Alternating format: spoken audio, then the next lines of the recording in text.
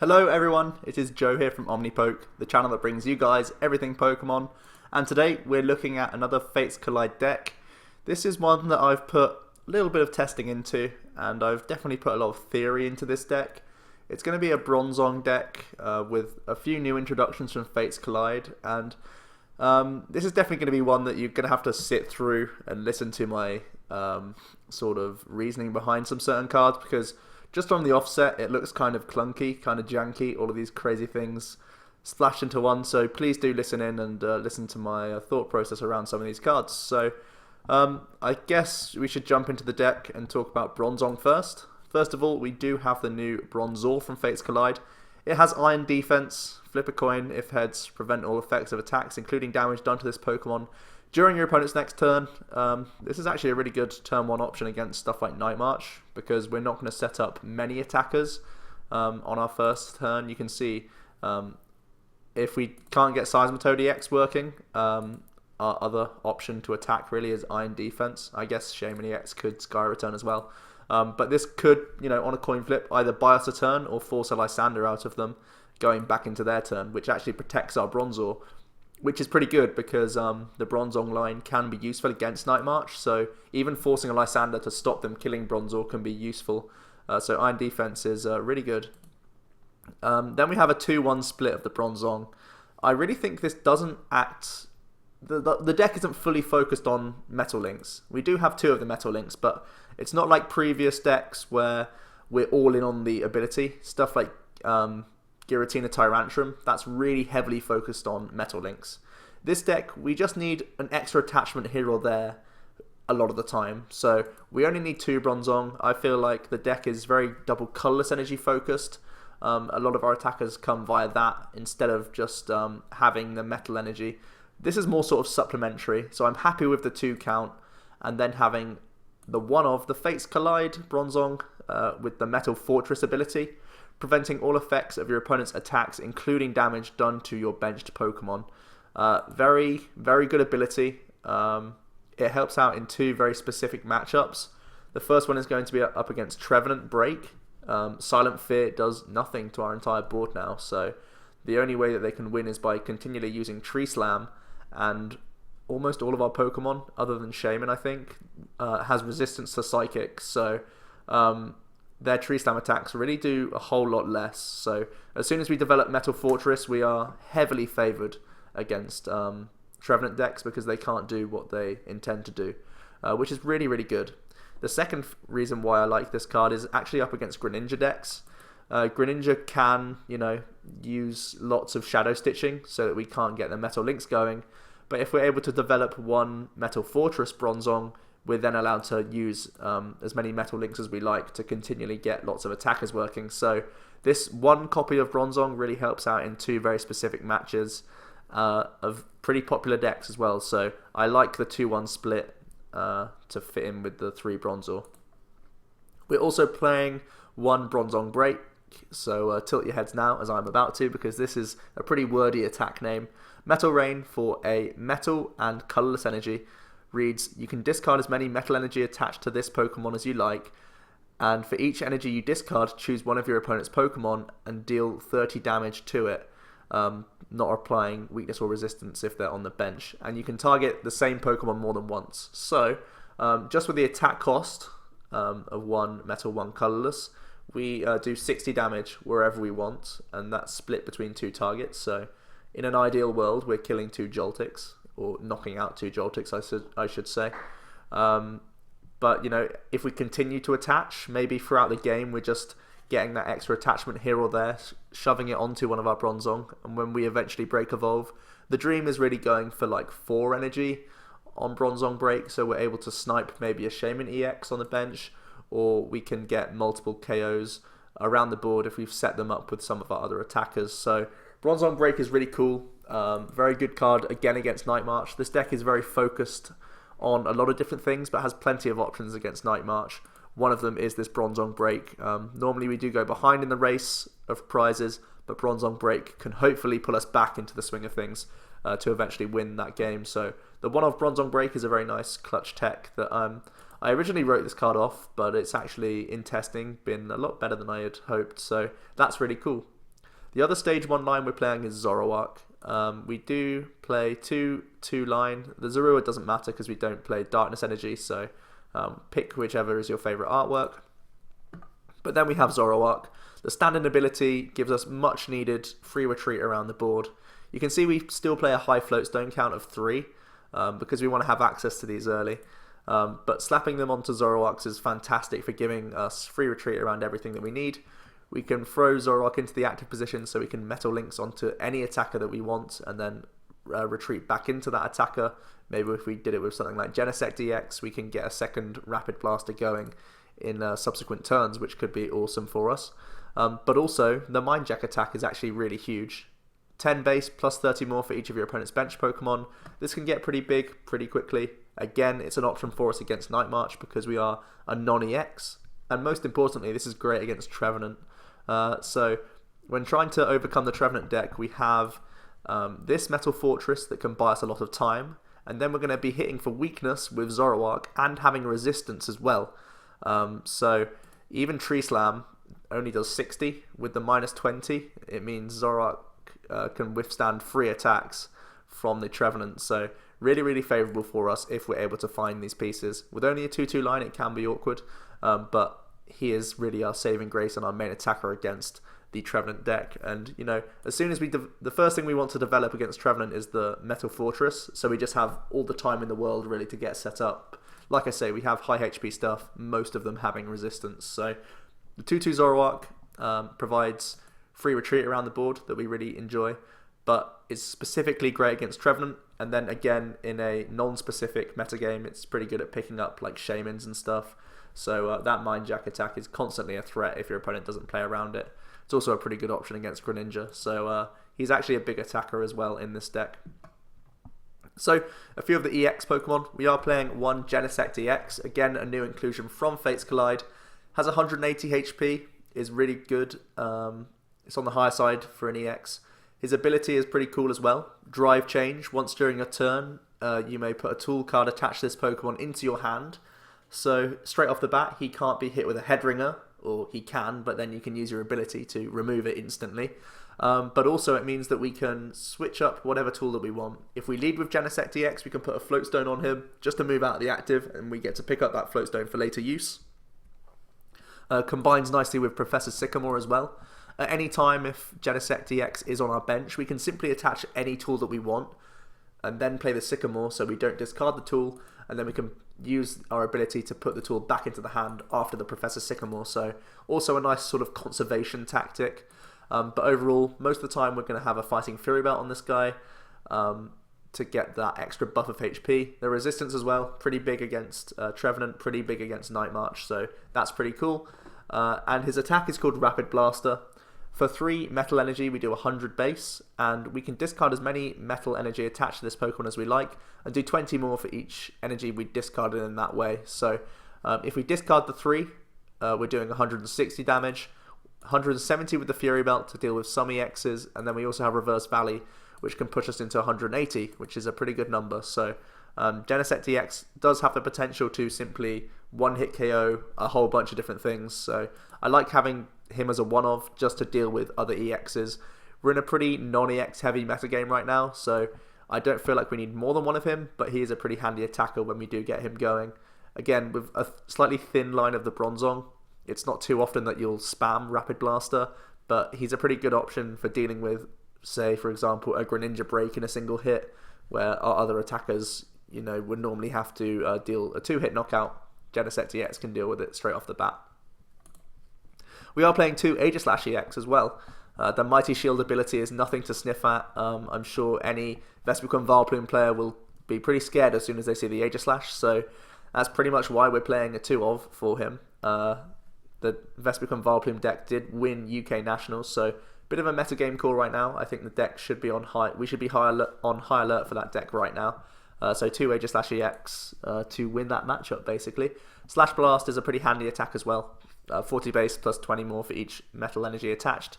So in general terms, we should be 2-hitting most things, and just having the nice Mighty Shield is good. Still somewhat of an option against Night March. I like putting Fighting Fury Belt on him and still attacking, because then your opponent's in the awkward spot where They have to Hex Maniac, but they also kind of want to Xerosic at the same time, so you still force them to hit a huge amount of damage, and we again have that resistance, so Pumpkaboo's off the table. If people are not using the Pumpkaboo, it plays right into our hands of Bronzong, so we really force issues out of the opponent, and that's pretty good, so it all sort of synergizes quite nicely in a really weird combination, but yeah.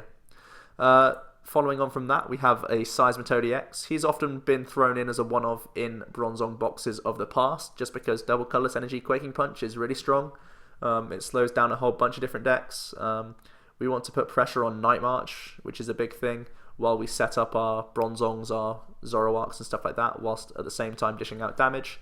Sometimes simply a Fury Belted Seismitoad EX can slow down a Night March to the point where they can't win if they had somewhat of a slow turn. So yeah, definitely a good option. Great out. A lot of the time people will not play around a Seismitoad if they are only seeing the metal things. If you can hide the Toad for a while, you can then, you know, catch them off guard and deal that extra bit of chip damage to finish something off. Because of a lot of our dudes do, you know, around 2-shot range. So if we can finish something off with the Seismitoad EX, we can put them into an awkward spot that they haven't been playing around because they've just simply not seen the Seismitoad until that point. So yeah, good option all around, really good against Night March. Again, we're being very conscious of Night March because of its popularity.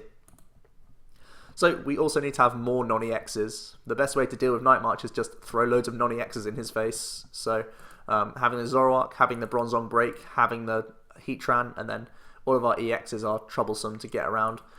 Should be pretty good against these non-EX matchups. Heatran's a pretty versatile attacker.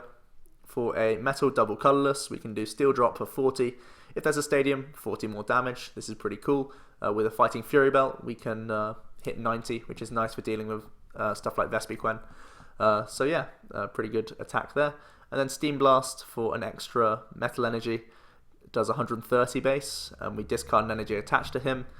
It's pretty okay. It can again deal with a regular Greninja before it goes into a break evolution, so it's a pretty big deal to be able to do that. So I like the Heatran. He's kind of awkward to get around, so again, with stuff like Fighting Fury Belt and Reverse Valley giving us that extra tank potential by reducing 10 damage done to metal types, it's pretty good. So finally, we just have 2 Shaymin EX. Setup is super important. You can see we're playing lots of different sort of clunky things potentially, so we need Shaymin EX to keep us drawing through. Sky Return's still an option, of course, because we are playing Double Colorless Energy, so bear that in mind for awkward matchups. Onto the items now. We are playing one Sacred Ash. I'm preferring this to Super Rod, mainly because we want to keep our energy in the discard pile for Bronzong, but also with so many like low counts of things, like only a 2-2 Zoroark line. If pieces are prized and one Zoroark goes down, is knocked out, we need to recycle these, so Sacred Ash is a nice recycle card. We are playing one Target Whistle, and this is a really nice tech that I like in here a lot. It increases our damage output with Zoroark, which is amazing. It also means we can put more Shaymin EXs on our opponent's bench, so we can Lysandre them up, which is also amazing. And thirdly, against Night March, we are able to put Joltix on the bench, so Metal Rain can take easy prizes, and at the same time, we can force the opponent to do less damage just by putting more Night Marchers out of their discard pile, sometimes like an Aegislash or a Fury Belted Genesect. For either of these cards, they could survive a hit now and make it really awkward for them. So the single Target Whistle just does so many things in this deck. I really do enjoy it. One Levelable, I'd like to have space for potentially more, but at the moment just the one. It's good for getting the Bronzor, getting the Bronzong, at least this one. The other one has 100 HP unfortunately, but Zorua as well, so pretty good as a one-off. You're normally happy to see it. 2 Battle Compressor, it can help us dump some metal energy as well as some techie supporter cards. And for Ultra Ball as well, it's another way we can get rid of energy and get us into our Pokemon, of course. For VS Seeker, no surprises there. Onto the supporters now. One Giovanni scheme. The deck has so many options. Like, we can put so much damage in so many different ways on in this deck. Zoroark can really appreciate the extra 20 quite often. That's often the combo I go for. But just, we have so many different attacks that we can potentially use. At any point, that could be really important that we get the extra 20. So, you know, getting KOs with Genesect, doing more damage with Seismitoad EX, Pushing Heatran into one-hit KO range. Steam Blast can do 150, Fury Belt to 160. So sometimes we can deal better damage. So yeah, the Giovanni scheme just works out quite nicely. I quite like just having the option, and he's potentially a draw card if the hand is really dead. One Hex Maniac. I think Greninja's one of the most awkward matchups I've had to navigate in my early testing. I'm still trying to figure out better ways to deal with the deck. But Hex Maniac is something we absolutely need to have in here to deal with the deck. So one Hex Maniac, I really appreciate it in here. Very, very useful card. One Lysandre as well. Like I was saying, it combos with Target Whistle sometimes, and just in general, picking up things that we want. If we're two-shotting quite often with some of our dudes, we need to pick up damage things off the bench. One Xerosic, we want to get rid of stuff like Fighting Fury Belt, and also we need to get rid of tools on potential Garbodors. So Xerosic is an important supporter for us. Also getting rid of like Special Energy for loads of different decks is nice. He's a really versatile supporter that we're seeing in a lot of successful lists right now. On to supporters, we do have 3 N. N is back, of course, so we get to benefit from him. The artwork is awesome. I suggest picking some of these up. Really nice. The deck is fairly slow, as you can see. We're not taking prizes for 2 to 3 turns normally, unless we're using Seismitoad EX to sort of rush them down and make it awkward. So N is always going to get us a high hand size. We're normally on the we're trying to come back with this deck, so N is normally going to be helpful for us more than the opponent. And it's just a good consistency card. Having higher amounts of non-item cards is good in the deck, so we're not as worried about trainer locking matchups. Finally, for Professor Sycamore, still one of the most powerful options for us. Another way that we can get rid of metal energy. We have the Sacred Ash, so we don't have to be too concerned about getting rid of Pokemon lines at certain times. So yeah, for Sycamore, I'm quite happy with. 2 Reverse Valley is my stadium of choice. It actually does get the effect from both sides, which is pretty cool. We get the extra 10 damage if we want to, if we're using our Zoroark to attack with.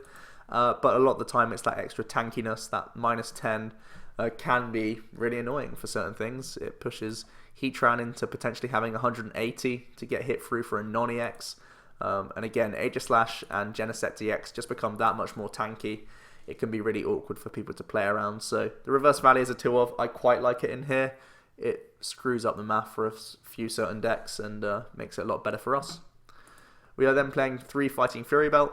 Again, a lot of non-EXs. I might consider putting Muscle Band in the deck, just 1 of for the Zoroark, but at the moment I'm happy with just the Fury Belts. Make it really awkward for decks to deal with us very efficiently, and super important for getting it onto Seismitoad when we are up against the Night Marchers. 3 Floatstone is a pretty high count, but at the same time, we have a lot of chunky things in this deck. Even with the Zoroark, I feel like the 3 count is preferable, because really we want to get the Seismitoad. Seismitoad is a card that I use quite often in this deck, even though it's just a 1 of. So having early access to the Floatstone means we can, retreat into Seismitoad EX quite quickly. So I'm happy with the 3 count right now. Potential for changing one of these to an AZ as well, if you're concerned about item lock or just getting stuff stuck active quite often. So at the moment, 3 Floatstone because I want to get lots of Seismitoad EXs, but AZ I could definitely see being cut for one of the Floatstones. Finally, a total of 10 energy. The deck is very focused on Double Colorless. You've noticed already, I've talked about Seismitoad EX a lot, talked about Zoroark a lot. Heatran as well can benefit from Double Colorless energy. Unfortunately, Metal Rain doesn't count Double Colorless, otherwise the attack would be really, really good. But it has to be metal energy that get discarded, so do bear that in mind. You can use it if you need to pay the attack cost, but it's very rare that you'll just discard 1 to do 30 damage. But, it could work against Night March, who knows. So, yeah, Double Colorless energy works a lot in this deck, and you're always happy to see it, really. And finally, 6 metal. Like I keep saying, the deck isn't solely focused on metal links, but we have it to recover them now and again when we need to power up attackers. So I'm happy with the 6 count. We can discard a few and still have plenty to find in the hand to attach turn by turn. So that is the deck. It's, a strange, bizarre build, but that's really the way we build the deck as a boxy style to try and navigate a whole bunch of different matchups. So it's a feature that we've done before. I'm going to talk about a few different options for this deck. Oops, I've typed it wrong. That doesn't help. Drudagon. Drodigan's a card that we saw actually featuring Oliver Barnett's top 4 list of nationals. He played it in a quad Zoroark deck because it can really help you out against Night March, and it can really help you out against Vespiquen, because that revenge attack can do 90 damage to deal with, you know, those things quite easily. And as a basic, with us already playing a lot of DCE, I could see Drodigan fitting in as a nice one-of if you're super concerned about these non-EX decks. But for the most part, this is going to win us against Vespiquen, and we have plenty of different random options for dealing with Night March. Stuff like Seismitoad I feel is more versatile than the Drodigan, so choose as you wish. Also, there's a argument to playing one of this Bronzor. Again, this is something, if you're really concerned about the Night March decks, Payback can be that option to deal with, you know, their last Night Marcher if you've taken them down to just one. We have just one prize remaining. So doing that 10 plus 60 more if they have only one prize card left could deal with, you know, a Joltik or a Pumpkaboo, so it could really finish off a game for us. And again, as a basic Pokemon, it could be handy. It has the same HP and retreat cost as this one, so I could see a 2-1 split working, but it's kind of techie at the moment. I just prefer having the Iron Defense option. But yeah, that's an option for you. On to some trainers. I did mention AZ earlier. AZ is a card that I often love playing in lists, and it can be used potentially as healing as well. Healing against stuff like Greninja can be pretty clutch, and also just moving stuff via a supporter can really help you out against Seismitoad EX based decks and such. So I can see AZ being put in here, probably flip-flop a Floatstone for the AZ. At the moment I'm, you know, in between which to play, but I can definitely see AZ fitting in. And then there's the question about what stadium to play. I chose the Reverse Valley because it has multi-purpose, but Skyfield could also be an option. You can see how many different Pokemon we're playing. If we're able to Skyfield, we can just bench, and allow our opponent to discard the stadium for us, so that, you know, we can get rid of Shaymin EXs and stuff like that on the bench, and we're just left with useful things like the Bronzors, the Zoruas and stuff. So we appreciate quite a large bench, so I can see Skyfield being an option for you. Alternatively, on the flip side, Parallel City might be an option that we wish to go down. Minusing 20 damage can be useful against stuff like Greninja decks. Also, even putting this way of the stadium against a Greninja player can also be really awkward for them, because they want to duplicates for plenty of Pokemon. Also, they want to put down Jirachi promos against us because we play a lot of Double Colorless energy, so limiting their bench space could be a really good option. So if you are really struggling with Greninja, I suggest looking to use Parallel City and see how that works for you. Another option is going to be Heavy Ball. Heavy Ball works on Seismitoad EX, Aegislash EX, and both of the Bronzongs. Unfortunately, the reason why I'm not playing any Heavy Ball is because the Bronzong Break has, you know, it doesn't show a retreat cost, so we can't search out the Bronzong Break, which is kind of awkward. So if the Bronzong Break was there, I'd probably consider it alongside the Level Ball or just instead of the Level Ball, so that's something to bear in mind. Like I keep saying, Seismitoad EX is a really good early game option for us while we get set up, so I can definitely see people making the space for a Heavy Ball. Finally, I did allude to it earlier, a Muscle Band can be another way that we can get that Zoroark working a lot nicer, and just in general be a good math fixer. It's a really good card to work with Genesect EX, especially because we can drive change, move whatever other tool is attached to him just to get that extra bit of rapid blast of damage. So I can definitely see Muscle Band as well being an include in this deck. So that's my list going on from right now, but plenty for you to think about and play test for yourselves. So we will save up the list and get into a game now. It should be a lot of fun. So this is a deck that early on looking at Worlds, I thought this would be quite a fun deck to be a starting point, because going into Worlds, I think you want to have options against a wide variety of decks, and I think this has options. The only issue in my head right now is that it can be a little bit too slow, a little bit too clunky. So if I start with a list now and stick with it, maybe I can iron it out and make it nice and consistent. That's the hope, at least. So yeah, should be a lot of fun, but times like this when you feel like the deck isn't so good. We start Shaymin EX and we have a lot of tools. Fortunately, we do have the N in hand, so our opponent has mulliganed. It looks like they are playing probably Whale Lord. How do we deal with whales? Well, we can recover a lot of energy with this deck because we have the Bronzongs, so I guess it's just going to be using our strongest attackers against the Bronzong. So, do I want to attach energy this turn to Shaymin? I don't see why not. I could just do it just to pay retreat later down the line.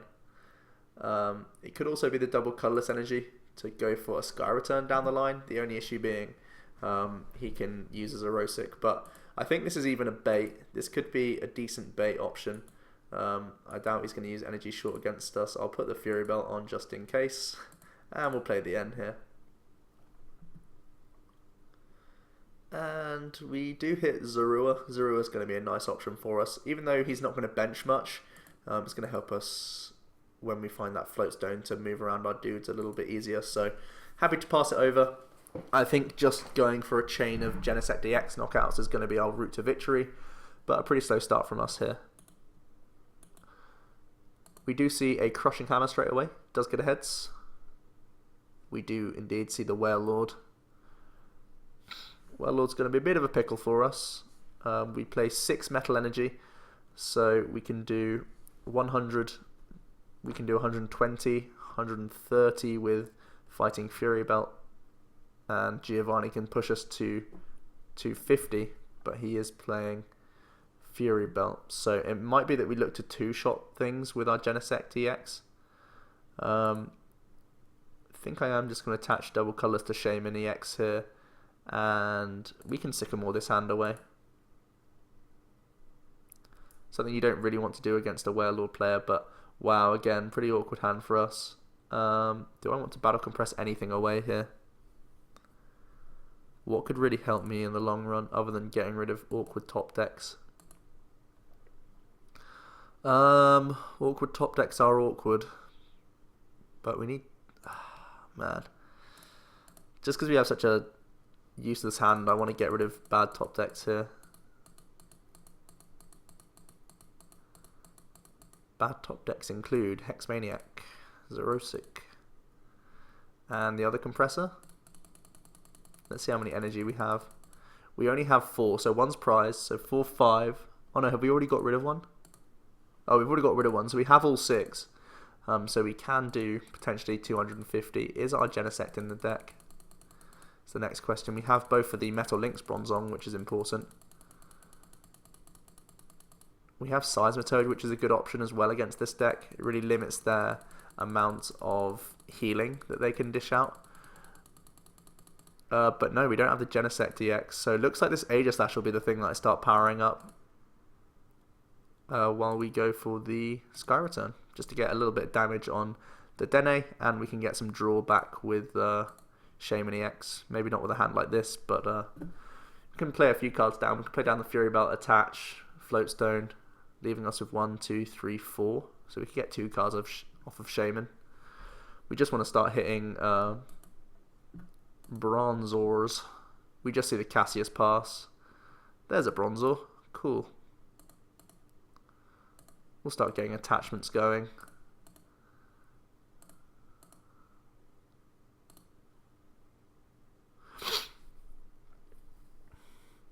And we can pass.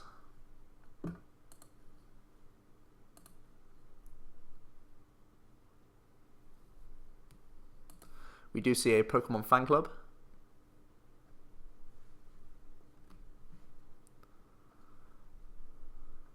For a Warlord and a Durant. We see a Crushing Hammer, gets a Tails. Another Crushing Hammer, gets a Tails. Warlord comes down and a pass.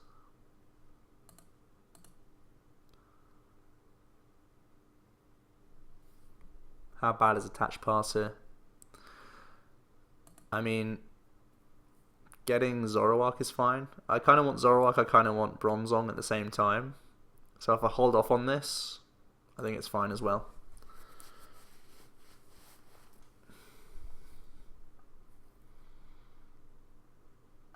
Team Flare Grunt.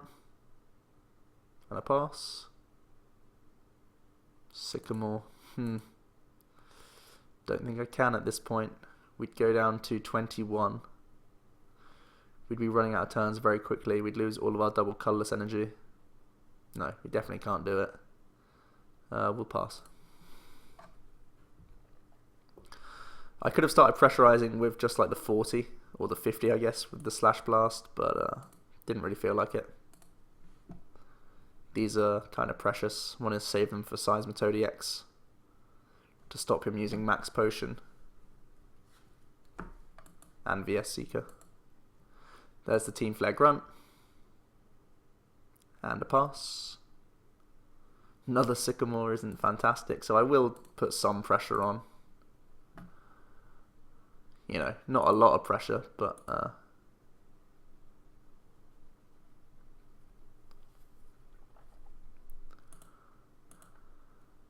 pressure nonetheless.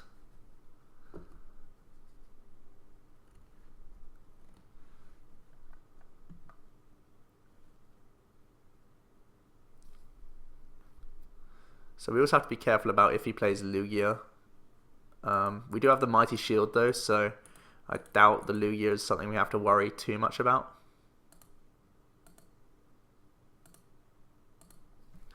We'll continue to Slash Blast. Before I spend this Ultra Ball, I need to draw into either the Zoroark, the Bronzong, or the Seismitoad EX. That would change what I want from the Ultra Ball. If I draw into the Bronzong or the Seismitoad, I'll look for the Zoroark. If I find the Zoroark, I think I'll find the Bronzong. So yeah. He fan clubs for the... See, at this point we got N. We're doing 4, 5, 6, 7, 8, 90... 110, 120. We could get a one-hit knockout this turn if we have 3, 4, 5. I'd have to draw into one of my last few energy. Metal energy, that is. And we'd also need to find Zoroark off of this N. But I think we should start pressuring it.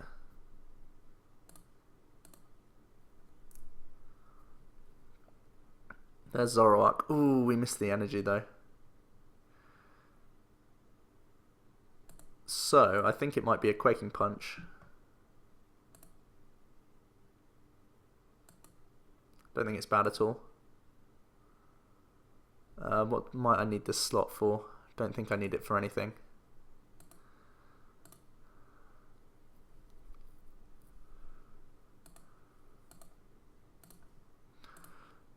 So doing the Quaking Punch this turn denies at least Max Potion.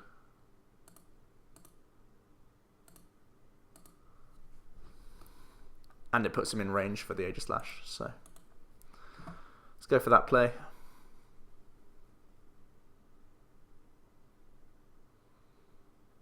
We see the Cassius, probably into Aegislash, yeah.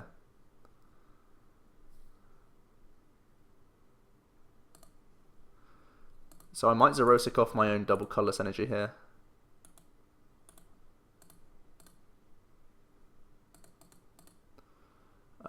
Or I could Hex Maniac.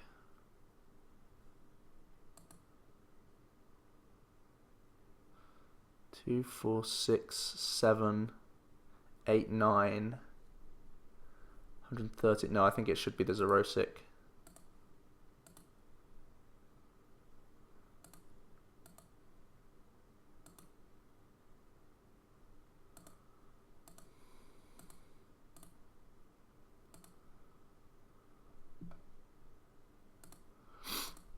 So we'll stand in.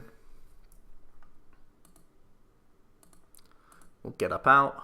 And this Aegislash is starting to threat quite a bit of damage. It's kind of unfortunate that our Genesect would be the go-to option in this matchup and it's prized. But hey, we see the AZ.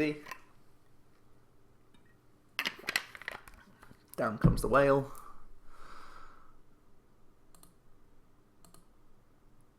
So we'll just start getting more attachments, as many as possible, to this Aegislash.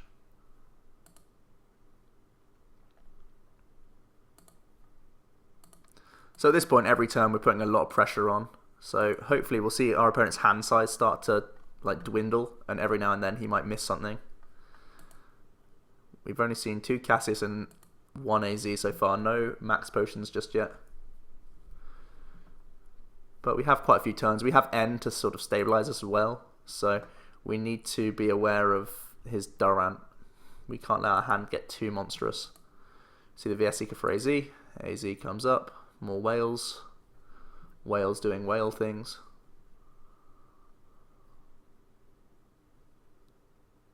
Do I play down Bronzong? Don't think I need to. It's an extra card in our deck for the end, so I may have even held on to this Bronzor potentially. The only issue being, yeah, when I get into the Genesect I want to have these extra attachments. So maybe this turn we take 2 prizes. 1, 2, 3, 4, 5, 6, 7. It's possible that he's whiffing. Xerosic, the Double Colorless on Seismitoad. So we're getting a kill, or a knockout I should be saying. There we go, first 2 prizes.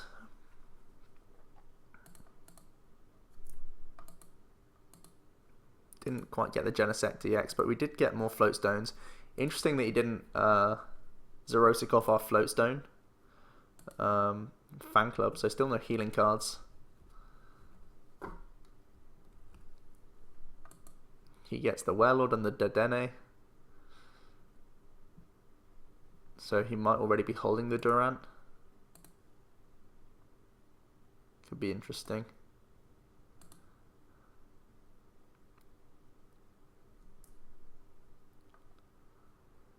So we'll continue to try and 2-hit KO this Warlord. There is the first max potion. He should be playing 4 most likely. Heatran doesn't help us. 1, 2, 3, 4, 5, 6, 7, 8, 9. Still too soon to end. How many VS Seeker have we gone through? Just the 1? Okay. There is the Durant. Maybe he's thinking now is the time he can get the most value. Yep, looks like it. So it's random targets. We want to keep the VS Seeker and the float stones. Okay. The float stones went, which is bad. Bronzong BREAK. We hold. So now Durant is gone, so we have to worry about that a whole lot less.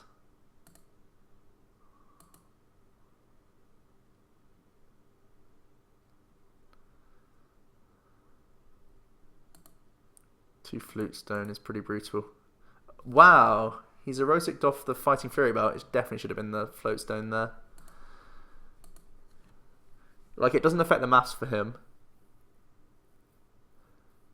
So it definitely should have been the Float Stone on Zoroark, so he could try and do Lysandre stall. Seeing 2 hit the discard pile from that Durant, don't think that was correct from him.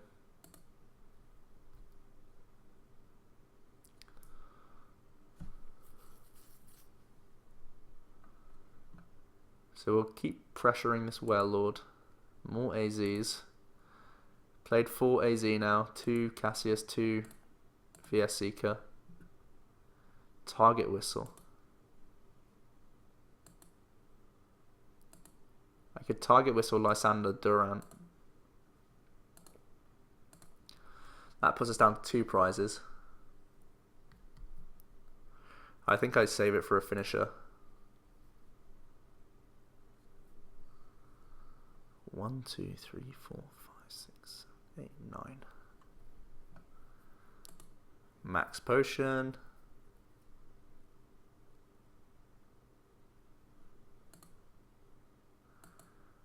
More damage. 6 times 2 with the Den is still not enough, so.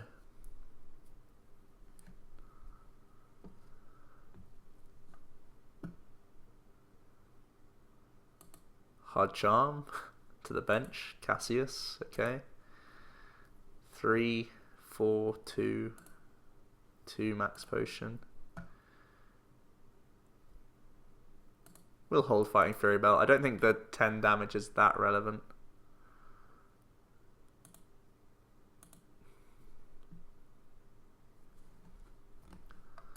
Another Hard Charm onto Aegislash. Could be a pass. If it's a pass, I think we win.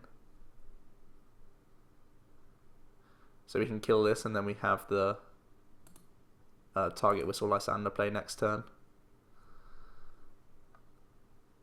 So we even have options against Warlord, which is cool. There's our Genesect.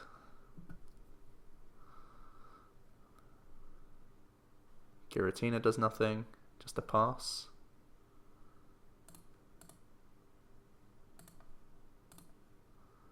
Target Whistle Durant.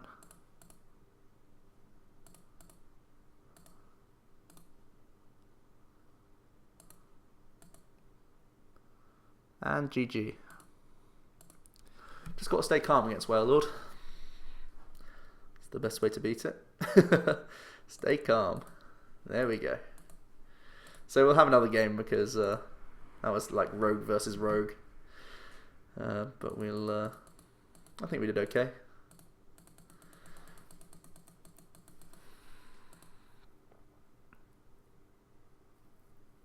We had a healthy amount of cards left. I think we still had 9 in deck. We had 3 VS Seeker to use a lot of ends. We had Sacred Ash as well, so we were pretty fine there. Warlord's not great against energy accelerating decks. So we have another game against Bugo.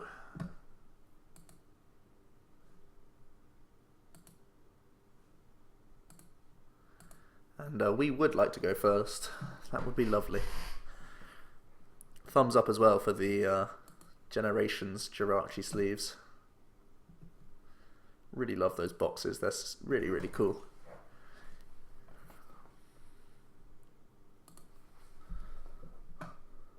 So we are mulliganing a couple of times. We will lead Aegislash.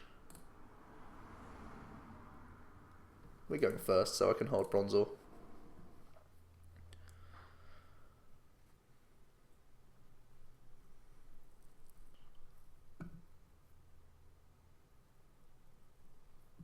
And let's see what we're up against.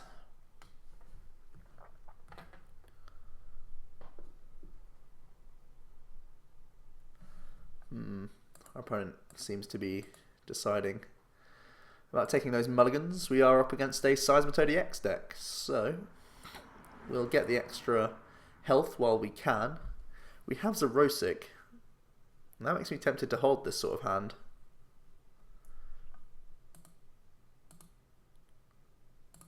But at the same time,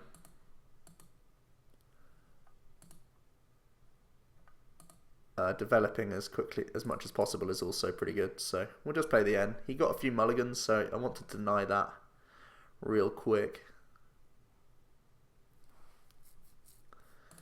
We'll VS Seeker back the N, because he's the only option that we have. We'll play down Zorua, we'll attach to the active, and we'll pass.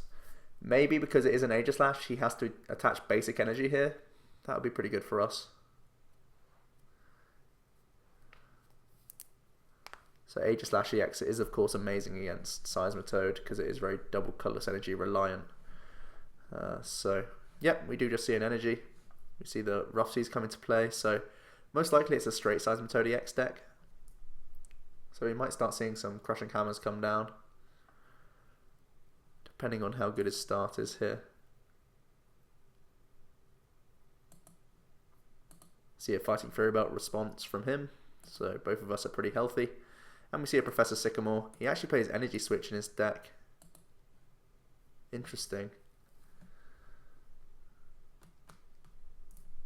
We see an Ultra Ball, getting rid of an Aurorus EX. I have to read this card. Can't be paralyzed. Okay, I don't play any paralysis in this deck. Articuno is interesting. Trainer's Mail. So this looks like an unorthodox Seismitoad deck. It could just be like an aqua sort of boxy deck. Another energy switch. So he could be playing Max Elixir. Yeah, I think it's the Max Elixir Seismitoad EX deck. Interesting that he chose to keep the energy switch. So he must be looking for Max Elixir plus energy switch combo. Otherwise he could have got an extra card from not taking anything from the Trainer's Mail. We just see a free retreat thanks to Manaphy EX's Aqua Tube. Another Fury Belt gets on the board. I'm not sure if I like that retreat because now he has the awkward situation of trying to move the active one. Like, he's not really protecting much, so that's kind of weird. Double Aegislash. Do I need to? I don't want to draw into it. Is it my best attacker in this game? All I've seen is basic energy. Plays a lot of energy switch as well, so I think we'll just N.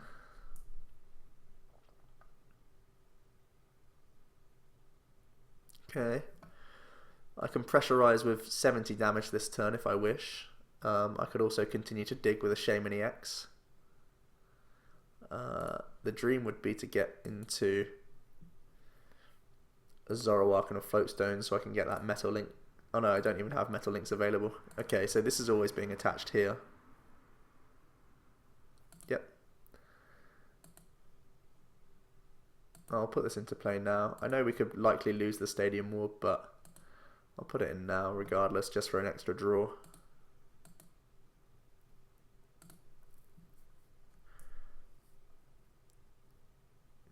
Seismitoad EX of our own is kind of cool.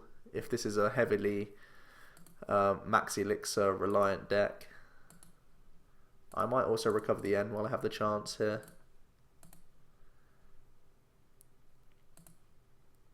And I think I'm going to discard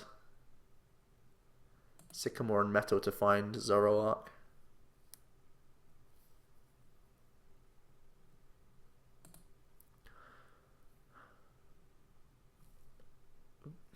Kind of also want, now that I've got the N, it's one of these things where if I get rid of N, I'm forced to either, I have the awkward decision of using the Toad now or not. So even though Sycamore's a better draw card, I think I don't really want to be forced into putting down Seismitoad when I don't want to. And at the same time, I feel like it's going to be important later. So we'll do this. Do I need to attach to anything here? Probably not. No, I think we'll leave it. 70 big ones to the Seismitoad.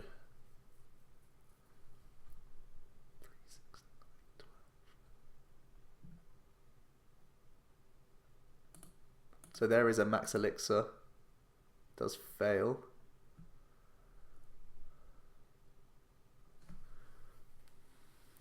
Just a retreat, energy switch.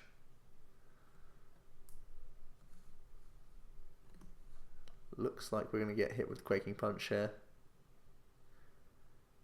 Delinquent would be the most sad thing.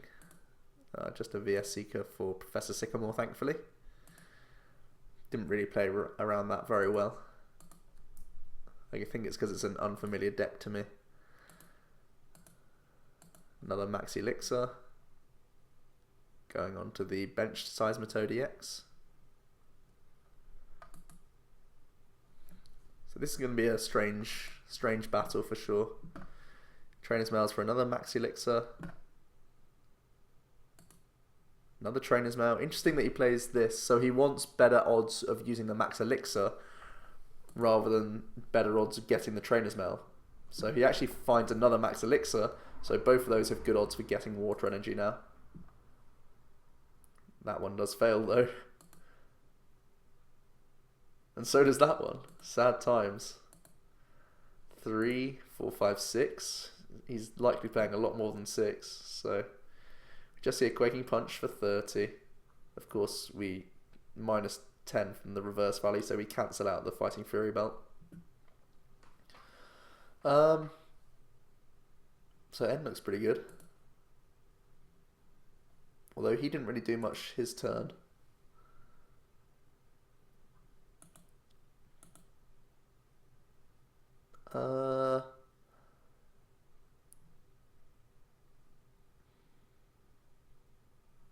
Still considering this Metal Links. 3, 6, 9, 12, 13 with the Zoroark. I think it makes sense to look for more metal energy here with N.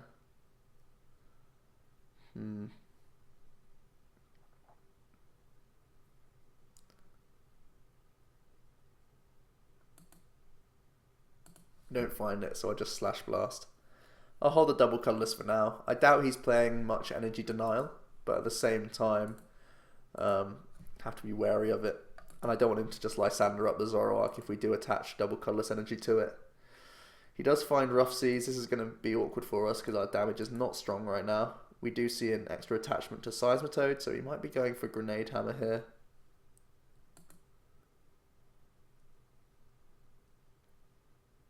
He actually decides to get rid of Regice.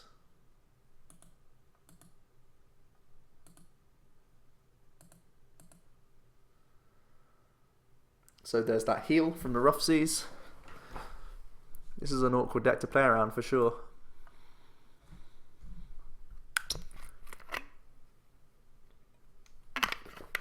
For those who don't know, this is actually a deck similar to what Alex Dow played for UK Nationals, and he's a previous winner of Nationals, so there's definitely some sort of good conceptualization around this deck. The idea being you set up Articunos very quickly to take as many prizes as possible early against Greninja before they evolve up. Against Manaphy, against Trevenant, you have Manaphy to heal all the damage that they deal to you, and you have Rough Seas as well. Seismitoad EX is a real pain for Night March and anything else trying to set up too much. And Grenade Hammer is a really underrated attack as well. It does good damage, so really the deck has a lot of options, and it's becoming awkward for us right now. So and you can see he uses the Grenade Hammer attack, and then he can Rough Seas off that damage that he puts on. So very clever, well constructed deck.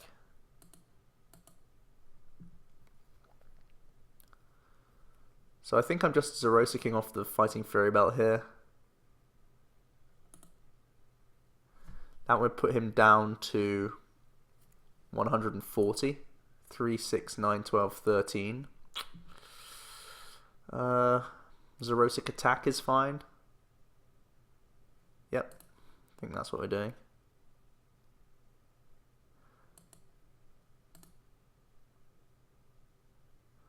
Could also think about using the Target Whistle now, but I kind of want to Target Whistle a Shaymin and kill that twice.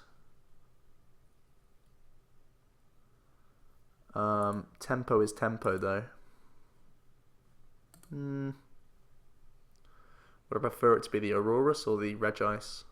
Probably Aurorus. It's chunky, and it probably won't attack us. Okay.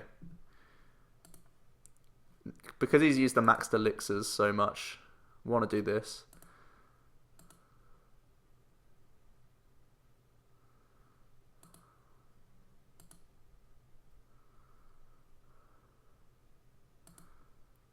I think I want to hold off from using the Ultra Ball right now.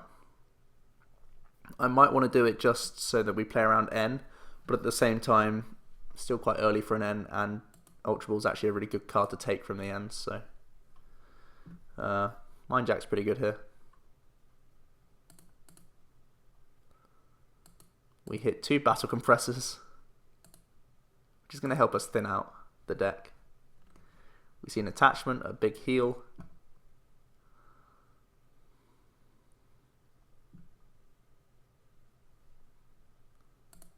Then we see a VS Seeker for the N.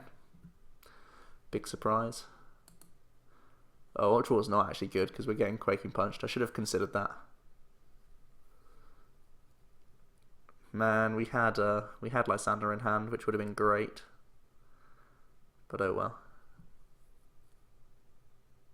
Ooh, Genesect is pretty spicy. 3, 6, 9, 12, 13, 14, 15 doesn't help us too much.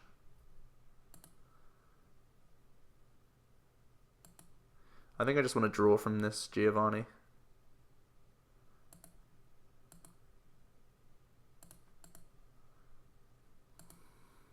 Put down the Genesect because I want more cards, but I think it's not really worth putting the Heatran down.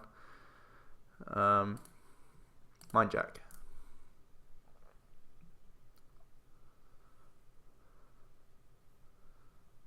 So he'll heal up to 110 next turn. We can do 40, 50, 60, 70, 80, 90, 100, 110 with that attachment, so that's absolutely perfect for us. If he continues to attack and if he uses Grenade Hammer, that's what I'm considering him doing. If he doesn't Grenade Hammer, we can Mind Jack to get the knockout. So yeah, we'll see Grenade Hammer this turn, I'm sure.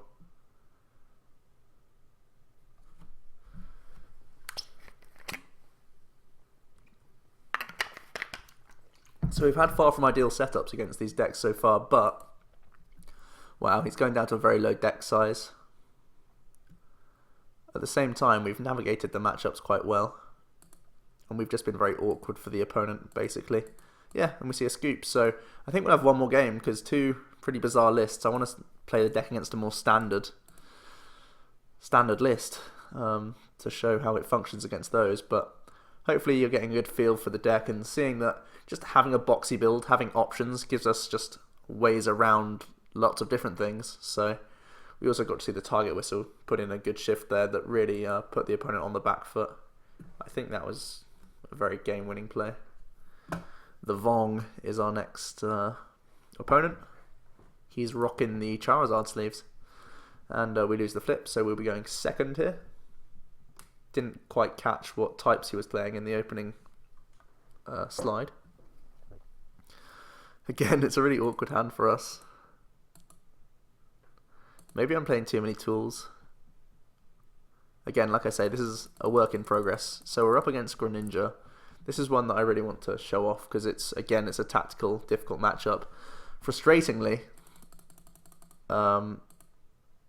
VS Seekers are something I need to keep around for Hex Maniacs. So hopefully the mulligans treat me a bit better and I won't have to play this Sycamore. Because I need to spam Hex Maniac to win this game against Greninja. So we'll see how we do. Going second with Floatstone and Fury Belt Double Colorless Energy means as long as I can find Ultra Ball for Seismitoad, could be pretty good.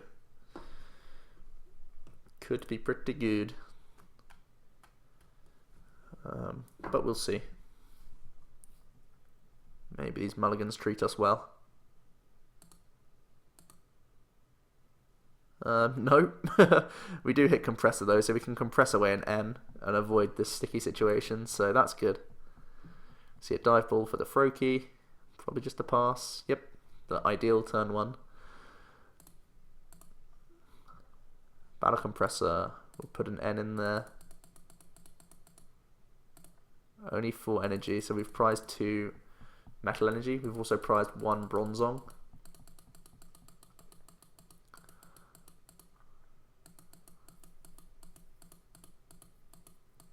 Hex Maniac is in the deck, which is good.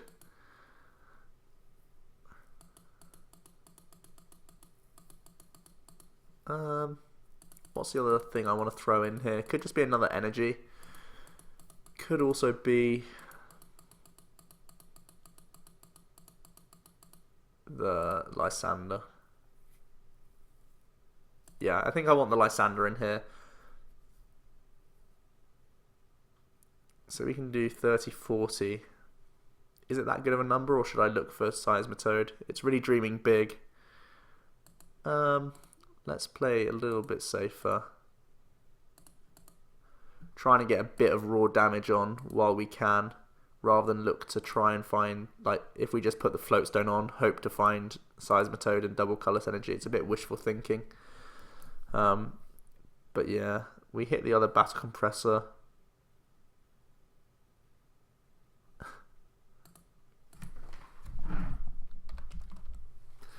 He's saying thanks he had a dead hand, but you know, he had the ideal turn one, so There was no way I could have predicted that, so cool.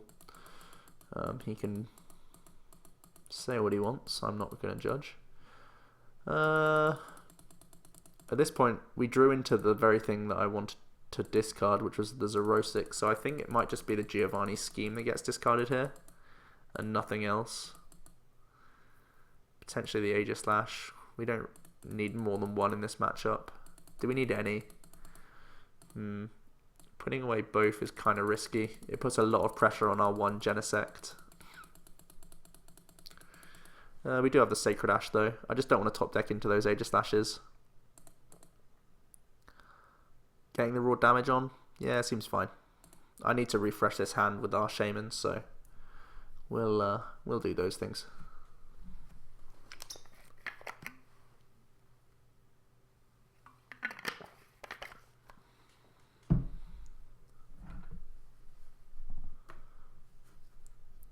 So, again, we've had a pretty bad setup. I think I need to change a bit of this deck, but maybe it's just the draws we've had. We've not hit the Pokemon that I was hoping to hit quite early on.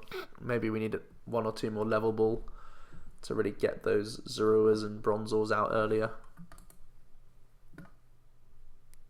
Maybe even a Hooper could be good in this deck. If I play Hooper, I'd have to play Skyfield. But it could get me like Aegislash, Seismitoad, Shaymin, which is pretty good. So this is definitely still a work in progress. Bear that in mind. Oh, he plays the Artillery build. Intriguing. He does hit the Frogadier off of the dive ball. Getting rid of a couple of those early isn't ideal for him. He'd much rather search them out with level balls. But we do see the water duplicates for all three, yeah.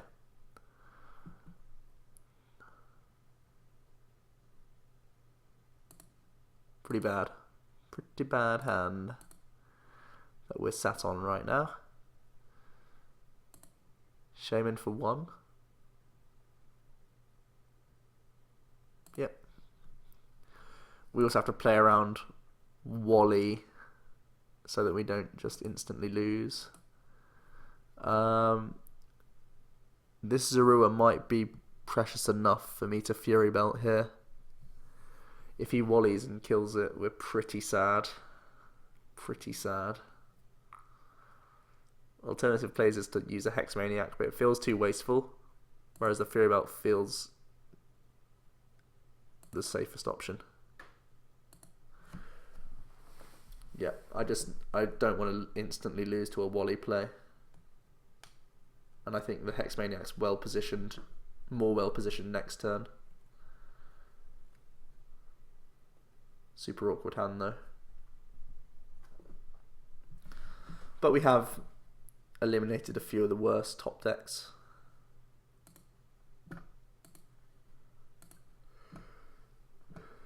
One thing we didn't do is put a lot of pressure on the early turns. It's normally the early turns where you can race ahead against a Greninja player, so that's not boding very well for us.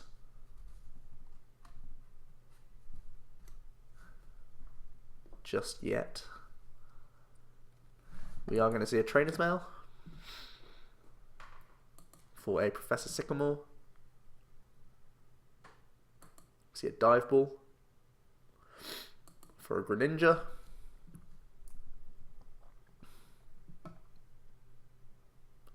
Do see an attachment to the bench and a Professor Sycamore.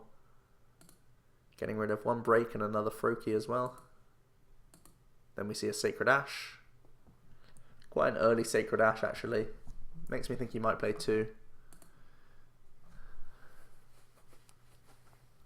Two's becoming more and more standard in Greninja.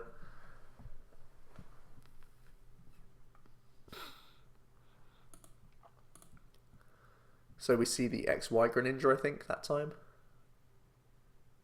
Yep. See a Startling Megaphone. And a Moonlight Slash.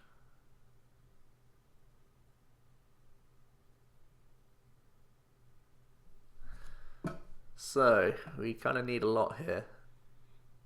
Sycamore's good. Doing 40 seems pretty awful this turn. Could attach Double Colorless energy and go for Sycamore. That seems like the all-in play, but it also seems best. It does mean we lose Sacred Ash though. I think tempo is tempo at this point.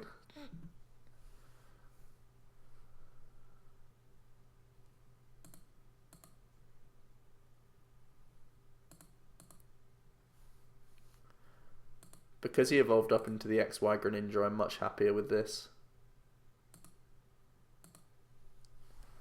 Zoroark is the MVP of this deck. I might have to thicken the line of that even. I'm really learning as I play this deck. There's already changes I'd make, but I just wanted to show off the concept more than anything else.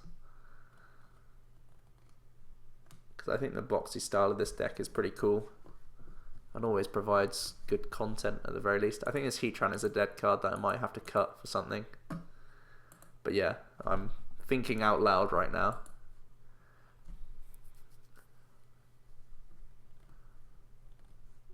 We see a Jirachi, which might get played this turn. He does have the Giant Water Shuriken available if he wants to deal with Bronzor, or not quite the Heatran, but he does still have the XY, of course, underneath the big one. Oh, he puts on the active so that he can one-hit KO this turn with a Mist Slash.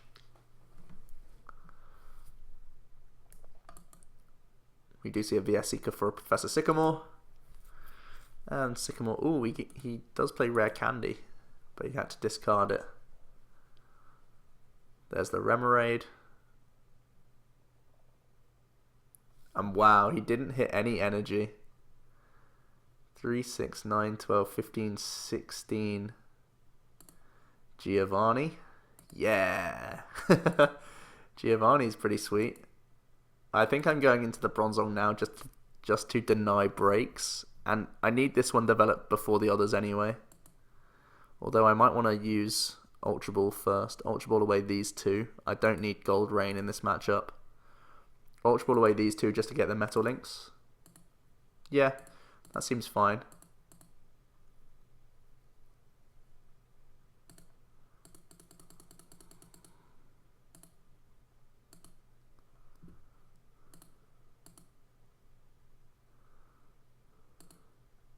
So now we're setting up the Heatran here.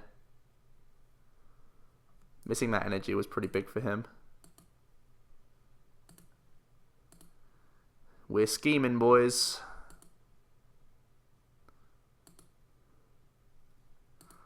Look at these harebrained schemes coming in.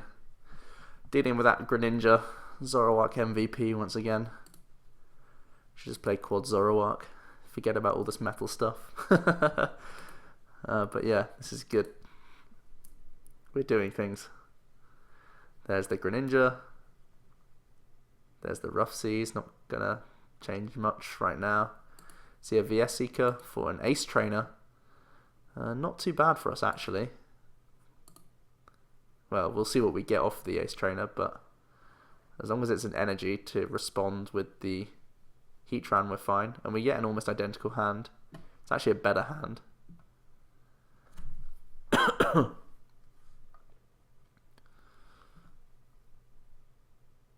So, we just see the Moonlight Slash. He had the option to Stitching there. But he chose not to. So we'll promote Bronzong because we have the Float Stone. And I'm definitely going to Sycamore over the end because we need more than just Heatran to see us through this game. Ugh, doesn't look like we get much more. Which is a bit of a pickle. Again, I have to consider Fury Belting Bronzor just for health. Could also Fury Belt this. 70 goes to 110, which is forces the break to come out again. Forces a Wally at least, so we'll do this, I think.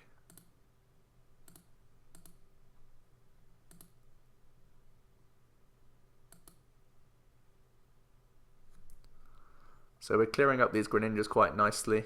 The Heatran proving his worth actually in this matchup, so he might have to stay. But yeah, we're doing okay.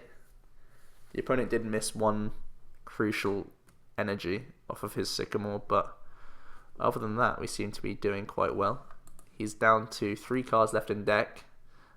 He might have a second Sacred Ash, of course, so do bear that in mind. I think he really needs one.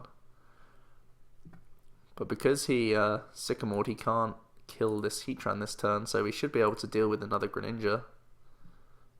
He plays Parallel City. That's quite bizarre. Does he have no more Greninjas? Oh dear. No more Greninjas. GG. So yeah, we drew quite badly, but still won games. So think what you will about the deck. We're just awkward for the opponent more than anything else, rather than just having this amazing turn 1, turn 2, turn 3. We just sort of tempoed out our opponent with mainly Zoroark, to be honest. So Zoroark is something I'm going to think about increasing the counts of, but having this sort of Bronzong backup is a really interesting way about going around the metal deck. So hope you all enjoyed this video, guys. It's been Joe from OmniPoke. Let me know what you guys think about this deck and the games you just saw. So thanks a lot. It's Joe. See you guys next time.